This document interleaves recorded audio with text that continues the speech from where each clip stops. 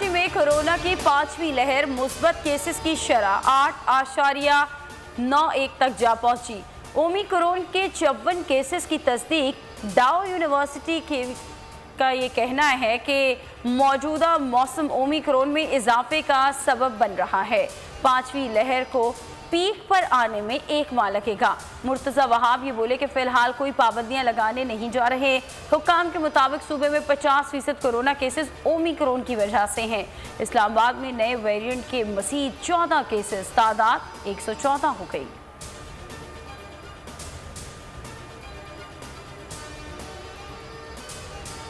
KP के अस्पतालों में टॉप से लेकर नीचे तक लोग सिफारिश पर भर्ती किए गए। सरकारी अस्पतालों में एक्सरे मशीन काम करती है, ना ऑक्सीजन का निज़ाम। चीफ जस्टिस सुप्रीम कोर्ट के अस्कुद नोटिस केस में रिमार्क्स।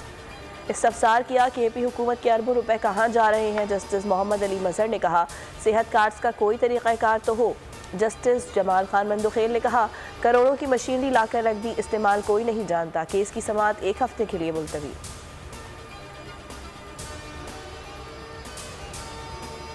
कराची तारिक रोड पर मस्जिद खाली करने और इनेदाम का नोटिस। मदीना मस्जिद इंतजामिया ने नजरसानी की दरख्वास्त सुप्रीम कोर्ट में दायर कर दी। मौक़िफ़ अपनाया, जगह डीएमसी की मिल्कियत नहीं, डीएमसी नोटिस देने की मजाज नहीं।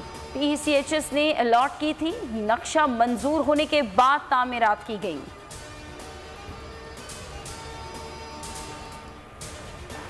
अवाम को इमरान खान पर अंधा एतमाद है। पीटीआई ने शफाफ तरीके से पैसा इकट्ठा किया। असद उमर कहते हैं फंडिंग का पूरा हिसाब मौजूद है। पीपी और नून लीग की फंडिंग पर स्क्रूटनी कमेटी बन चुकी है, रिपोर्ट तलब की जाए। फरूख अभी बोले पार्टी अकाउंट्स के केसेस इलेक्शन कमीशन बेशक खुली अदालत में सुने, हमें एतराज़ नहीं। अवाम को पता चले नून लीग ने 9 और पीपल्स पार्टी ने 11 अकाउंट्स क्यों खुफिया रखे। इमरान खान ईमानदार हैं तो गैर मुल्की तहाइफ की तफसीलात सामने लाएं। फॉरेन फंडिंग केस में रसीदें पेश करें। आमदन में इजाफे के जराए सामने लाएं। एहसन इकबाल का मुतालबा। कहा इमरान खान ने दयानतदारी का लिबादा ओढ़कर आवाम को लूटा, उनकी आमदन में 1000 गुना इजाफा कैसे हुआ। इमरान खान साफ सुथरे हैं तो इल्तवा क्यों मांग रहे हैं। पीटीआई ने स्क्रूटनी कमेटी की रिपोर्ट खुफिया रखने की इस्तदा की, मतलब पीटीआई की चोरी पकड़ी गई। 7 घंटे की मुसलसल बारिश ने शिमाली बलूचिस्तान का नक्शा बिगाड़ दिया। नदी नाले बिफर गए। पसनीन, ज्यूनी, पंजगूर और गवादर समेत दीगर इलाकों में बादल बरसने से सड़कें और गलियां डूब गई। बरसाती पानी घरों में दाखिल। बारिश का सिलसिला 2 रोज़ तक जारी रहने की पेशगोई। बलूचिस्तान वाला सिस्टम आज सिंध में दाखिल होगा। चीफ मेट्रोलॉजिस्ट सरदार सरफराज कहते हैं बारिश का सिलसिला 8 जनवरी तक जारी रहेगा। लाहौर समेत पंजाब के मुख्तलिफ इलाकों में बरसात। इस्लामाबाद और आज़ाद कश्मीर में बारिश से सर्दी बढ़ गई।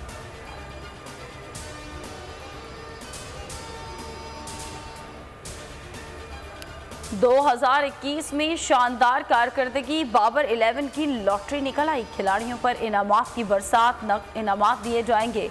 मोहम्मद रिजवान भारत के खिलाफ 79 रन की इनिंग्स की बदौलत नामजद। फवाद आलम की जनूबी अफ्रीका के खिलाफ सेंचुरी को कैटेगरी का हिस्सा बनाया गया। हसन अली की जनूबी अफ्रीका के खिलाफ 10 विकेटें भी फहरिस्त में शामिल।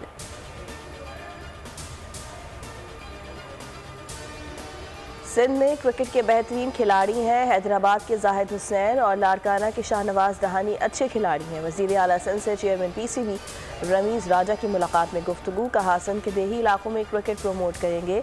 हैदराबाद में क्रिकेट बहाल करना चाहते हैं।